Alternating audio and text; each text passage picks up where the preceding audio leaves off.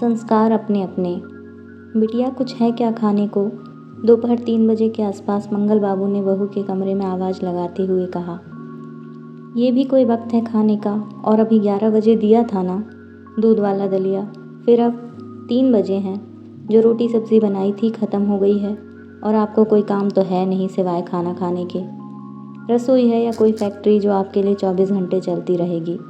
जाइए शाम को देखेंगे, अभी मेरा फेवरेट सीरियल आ रहा है।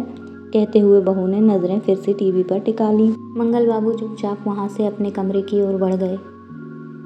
ये सब कुछ वहाँ झाड़ू पोछा बर्तन का काम करने वाली मुन्नी देख रही थी।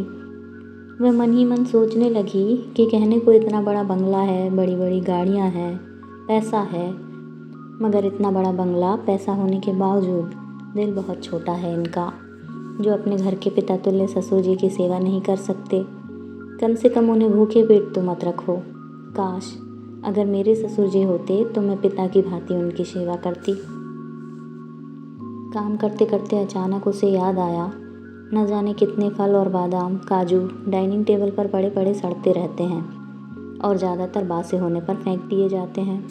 घर के बच्चे उन्हें देखते तक नहीं हैं क्योंकि उन्हें फ्रेश चीज़ खाने का शौक़ है।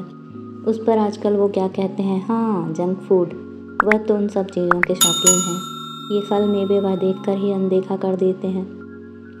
साहब और मालकिन को तो अपने काम और किटी पार्टी से फुर्सत नहीं है, तो वे क्या खाएंगे और क्या देखेंगे। अब बचे बेचारे बुज़ुर्ग दादाजी, तो उनका मुंह तो बिना दांतों की बस्ती है। उनकी दाल तो खिचड़ी दलिया से ही गल सकती है, तो वे भी क्या खाएंगे फल मेवे। तभी कुछ सोचते हुए मुन्नी का चेहरा खिल उठा। उसने एक मुट्ठी मेवा सिलबट्टे पर पीसा और जरा से दूध में एक पके हुए केले के साथ मसल कर बुज़ुर्ग मंगल बाबू को पकड़ा दिया और बोली, बाबूजी चुपचाप खा लीजिए, आपको भूख लगी है ना।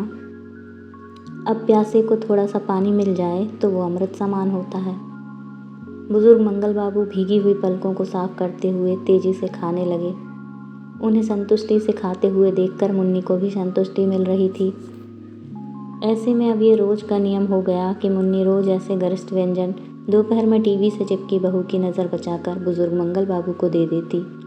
कभी आते जाते बच्चे देख लेते तो सोचते दादाजी की आंखें कितनी कमज़ोर हो गई हैं, जो वो मम्मी की जगह काम वाली से जाने क्या क्या मांग कर खाते रहते हैं।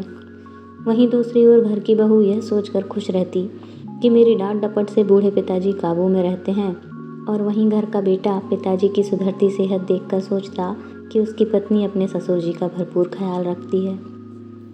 और घर की काम वाली मुन्नी सोचती कि उसकी तो नौकरी भी यही है और ज़िंदगी भी यही है। झाड़ू बर्तन करते करते जाने कब सांसें थम जाएं। अपने ससुर जी की सेवा करने का सौभाग्य तो उसे मिला नहीं, तो क्यों ना इसी घर के बुज़ुर्ग की सेवा करके कुछ पुण्य भी कर ले। वहीं बुज़ुर्ग मंगल बाबू सोचते कि अब कुछ सोचना समझना क्या है, दिन ही तो काटने हैं, भूखे रहकर मरने से अच्छा है आखिर वक्त में जो भी सेवा और सम्मान दे रहा है वही ले लो। और वह अक्सर मुन्नी को आशीर्वाद देते हुए सोचते कि अगले जन्म में भगवान मुझे अमीर बनाना या मत बनाना, मगर बस बेटी देना या बहू देना तो ऐसे सुलझे हुए संस्कारों वाली मुन्नी जैसी ही देना। अगर कहानी पसंद आई तो इसे लाइक करें, अपने दोस्तों के साथ शेयर करें, साथ ही चैनल को सब्सक्राइब करना बिल्कुल ना भूलें। मिलते हैं अगले वीडियो में, तब तक के लिए आप अपना ख्याल रखें।